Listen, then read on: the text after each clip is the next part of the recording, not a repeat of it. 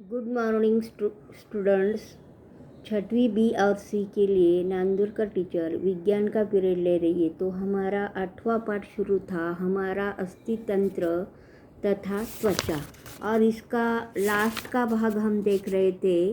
तो इसके पहले मैं आपको बताऊंगी कि संधियों के प्रकार, कब्जेदार संधि, उखल संधि और विसर्पी संधि, ये मैंने आपको बताए थे। इसके बाद त्वचा के बारे में मैंने जानकारी दी थी, और संवेद ग्रंथि मेलानिन, ये इसके बारे में जानकारी दी थी। और आगे जाके ये देखना है हमें, ये जो हरे कलर में जानकारी दी थी, ये मुझे बताना था। थोड़ा सोचो, किस रंग की त्वचा के कारण सूर्य की किरणें से अधिक सुरक्षा होगी, और पसीना आने से शरीर का तापमान हम क्यों हो जाता है, ये मैंने आपको बताया था। और इसके आगे हम ये जो चित्र दिया है इसका निरीक्षण करना है। तो ये जो एक माँ बच्ची के साथ, यानी ये चित्र है वृद्ध व्यक्ति, देखो तुम्हारे सामने दिखाई दे रहा है। तो चर्चा करना है सिर्फ तुम अपनी त्वचा और अपनी दादी या दादा अथवा घर के किसी वृद्ध व्यक्ति की त्वचा का परीक्षण करना है। तो तुम्हारे घर में भी ऐसी व्यक्ति हो सकती है, तुम्हारी दादी दादा कोई भी। तो तुम्हारी उसकी त्वचा देखो और तुम्हारी मम्मी की त्वचा देखो, तुम्हारी त्वचा देखो, इसमें क्या फ़र्क दिखाई देता है, ये आपको नज़र में आएगा। कि जो वृद्ध व्यक्ति है उसकी ज़्यादा आयु हो जाती है, उम्र ज़्यादा बढ़ जाता है, वैसे वैसे उनकी त्वचा के जो उनकी त्वचा में थोड़ी बहुत ऐसे सुर्खियाँ आ जाती है। तो ऐसा क्यों होता है? क्यों जैसा ही मनुष्य उनका उम्र बढ़ जाता है, वैसे उनकी त्वचा में थोड़ा बहुत अंतर दिखाई देता है। तो क्या अंतर दिखाई देता है? जैसे आयु बढ़ती है वैसे वैसे त्वचा के नीचे पाई जाने वाली वसा की मात्रा कम हो जाती है। ये जो शरीर है हमारा वो थोड़ा ढीला हो जाता है, त्वचा लूज हो जाती है। तो वैसे ही परंतु तनी यानी खींची हुई त्वचा मूल स्थिति में नहीं आ जाती, इसीलिए वयस्क व्यक्ति की त्वचा पर झुर्रियाँ दिखाई देती है। ये जो तुम्हारे सामने एक वृद्ध दादी है, तो उसके शरीर में ज़रा झुर्रियाँ दिखाई दे रही है, यानी झुर्रियाँ का मतलब सुर्खियाँ दिखाई दे रही है। तो क्योंकि उनका उम्र बढ़ रहा है इसकी वजह से। और ये फ़र्क हमें दिखाई देता है, महसूस होता है, इसलिए वयस्क व्यक्तियों की त्वचा पर झुर्रियाँ पड़ने लगी। तो आज हमारा देखो यहाँ ये पाठ खत्म हो गया है। लेकिन क्या तुम जानते हो हमारे बालों का रंग मेलानिन द्वारा ही निर्धारित होता है। घने काले बाल वास्तव में शुद्ध मेलानिन द्वारा, जबकि भूरे या सफ़ेद बाल मेलानिन की गंधक द्वारा, और ललछो बाल मेलानिन में लोह यानी लोहे की उपस्थिति के कारण हमें ही दिखाई देते हैं। यानी मेलानिन, इसके पहले मैंने बताया था, बाह्य त्वचा के स्तर की कोशिकाओं में मेलानिन नाम का रंजक द्रव्य होता है। उसी तरह ये जो मेलानिन द्वारा हमारे जो बाल होते हैं उसका काला कलर भी दिखाई देता है। और मेलानिन में लोहे की उपस्थिति में के कारण ये बदलाव हमें दिखाई देता है। और ये देखो, ये सदैव ध्यान में रखो, अपनी त्वचा को स्वस्थ रखने के लिए उसे स्वच्छ रखना महत्वपूर्ण होता है।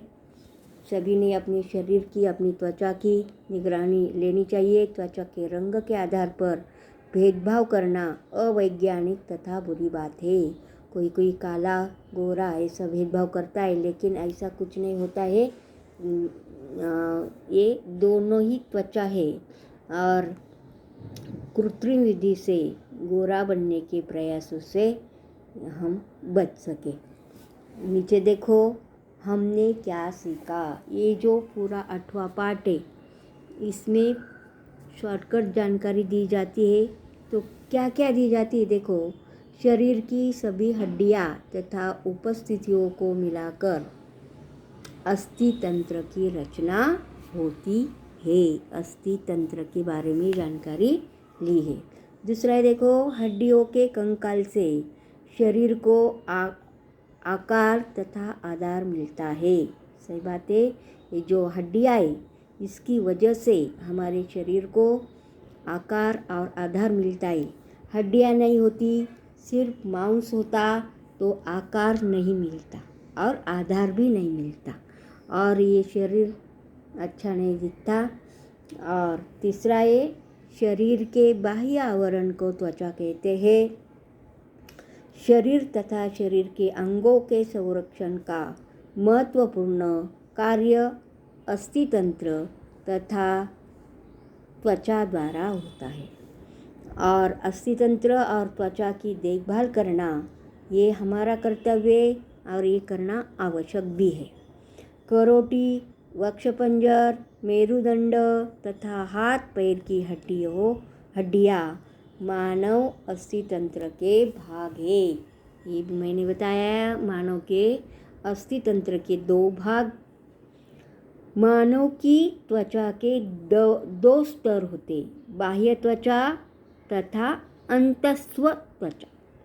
ये आपको याद रखना है। और इसी तरह ये जो पाठ 8वां हमारा ख़त्म हो गया है। इसके बाद हम देखेंगे, क्या देखने वाले, स्वाध्याय। स्वाध्याय देखेंगे, लेकिन सभी के नोटबुक में 7 पाठ तक स्वाध्याय पूरा होना चाहिए।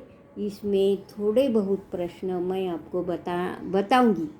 तो बहुत आसान है। रिक्त स्थानों में सही शब्द लिखो। पहला का है, जिस स्थान पर 2 या 2 से अधिक हड्डियाँ जुड़ी होती है उस जुड़ाव की अवस्था को संधि कहते हैं। ये आपको नोटबुक में लिखना है। बाह्य त्वचा के स्तरों की कोशिकाओं में मेलानिन नाम का रंजक द्रव्य होता है। तीसरा है, बाह्य त्वचा तथा अंतस्व त्वचा ये मानवीय त्वचा के मुख्य 2 स्तर है। और लास्ट के है देखो, मानव अस्थितंत्र के 2 भागों में विभाजित किया जाता है। ये सब लड़के लड़कियां अपने नोटबुक में लिखेंगे। दूसरा प्रश्न है, मेरा जोड़ीदार कौन है बताओ, यानी क्या जोड़ियाँ लगाओ। समूह अ और समूह ब। पहला दिया है उखल संधि, दूसरा है कब्जेदार संधि, तीसरा है विसर्प्य संधि। तो पहले की जोड़ी है कंधा, उखल संधि का जोड़ी है कंधा। कब्जेदार संधि की जोड़ी है घुटना। और तीसरी है विसर्पी संधि का जोड़ी है कलाई। और इसी तरह आज हम प्रश्न क्रमांक 2 तक आए हैं, यानी जोड़ियाँ लगाना और रिक्त स्थानों की पूर्ति करना। ये यहाँ तक हम रुकते हैं। बाकी के प्रश्न मैं आपको बताऊंगी और आपने लिखना भी शुरू किया तो भी चलेगा। ठीक है, ओके।